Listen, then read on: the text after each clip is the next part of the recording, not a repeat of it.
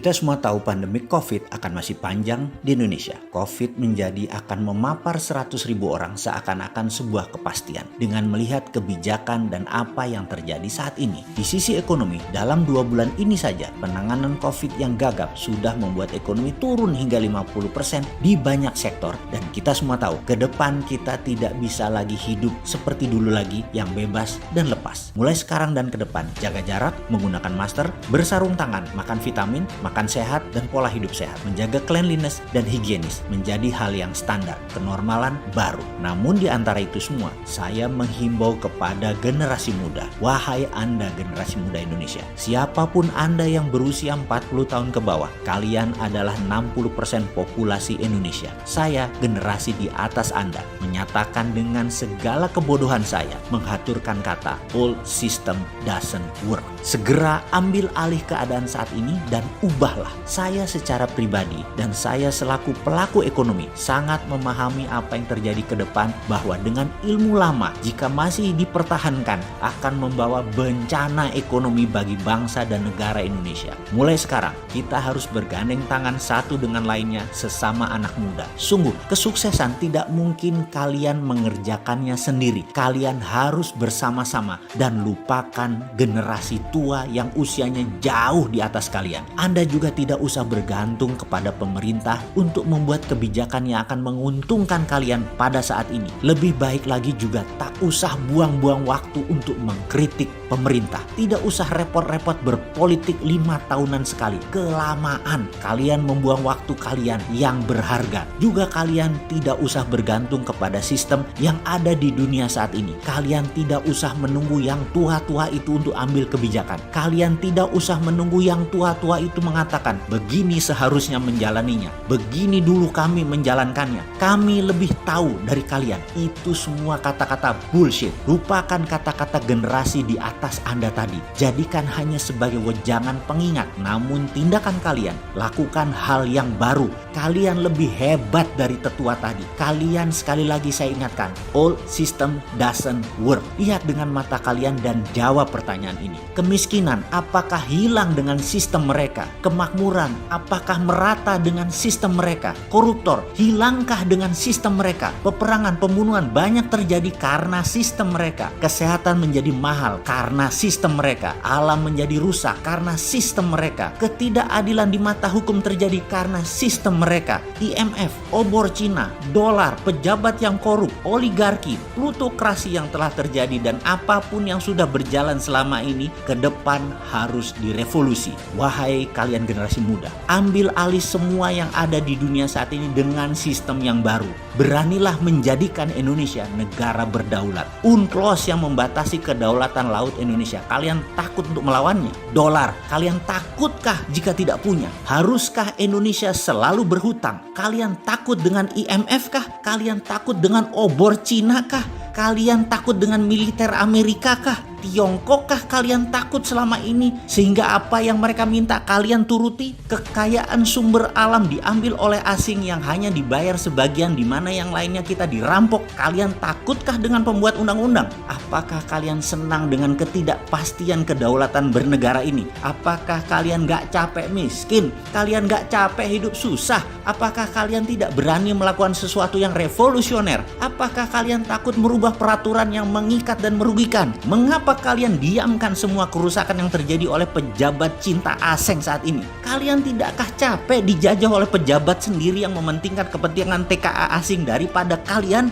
Mulai sekarang, mulailah melakukan apapun yang baru. Saya memulainya dengan mengendorse apa yang anak muda di sekeliling saya lakukan untuk bangsa dan negara. Santara.co.id, Dinaran.id, siokaya.com, viralmu.id, refit.id adalah karya anak muda usianya tidak lebih 30 tahunan. Semua adalah orang di sekeliling saya. Ini adalah kontribusi anak muda yang saya dukung penuh. Mana lainnya lagi? Saya dukung siapapun yang muda, yang berani melakukan hal yang baru dan merevolusi old system yang doesn't work itu. Beri saya bisnis baru, sistem baru yang bisnisnya sudah jalan. Kalian anak muda jangan cengeng minta modal untuk usaha yang belum jalan. Beri saya bisnis yang sudah sudah jalan, yang sistem baru, yang bisnis modelnya baru, saya bantu memviralkannya. Saya hanya bisa bantu memviralkan. Saya sudah tidak bisa mengikuti lagi apa yang kalian miliki. Kalian luar biasa. Jujur, kalau kalian tidak berkembang saat ini lebih dikarenakan ego ilmu orang-orang seperti saya dan pejabat sombong ilmu yang menghalangi kecepatan kalian untuk maju. Saya sadar penuh masa depan milik kalian, wahai pemuda-pemudi yang saat ini usianya di bawah 40 tahun. Saya hanya minta izin untuk memviralkannya. Hanya itu yang saya bisa bantu.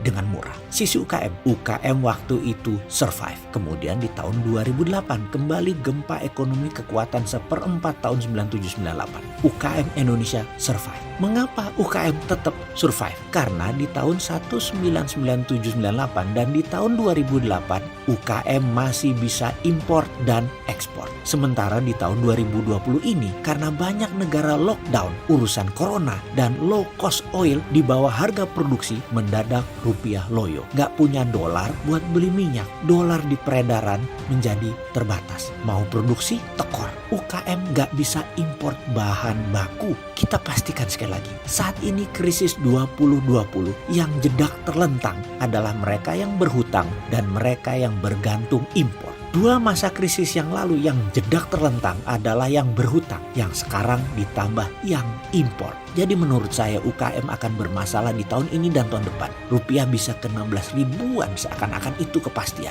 Corona di Indonesia kapan kelar? Ada yang bisa mastiin? Kedepannya bagaimana? Ya kita harus tetap optimis. Kalau UKM kena, BUMN mati suri. Korporasi besar swasta pindahkan bisnisnya keluar Indonesia. Maka sulit Indonesia untuk berdaulat. Dapat dipastikan kali ini yang salah adalah pengelola. Asli, yang salah adalah pengelola kebijakan. Solusinya kan kita sudah sebut berkali-kali, ada TINA atau TINA, ada SWF atau Sovereign Wealth Fund tanpa pakai hutang. Masih harus dijelasin lebih panjang. Sudah 10 video Bosman dan 25 tulisan mendukung ini.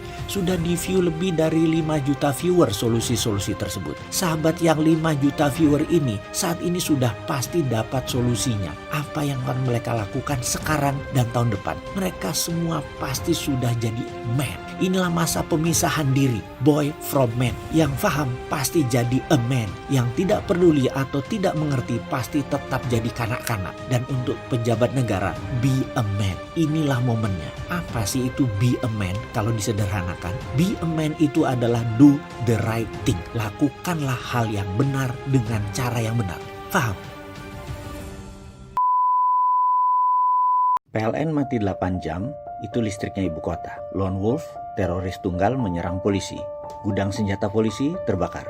Ribut antara kelompok di Jawa Timur memancing panas di Papua dengan konflik kedaerahan.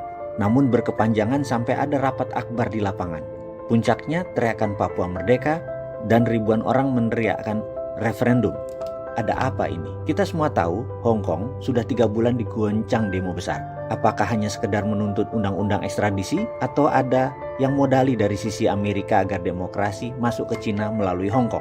Kita semua tahu ada Amerika di belakang demonstran tadi. Membangun instabilitas adalah taktik perang.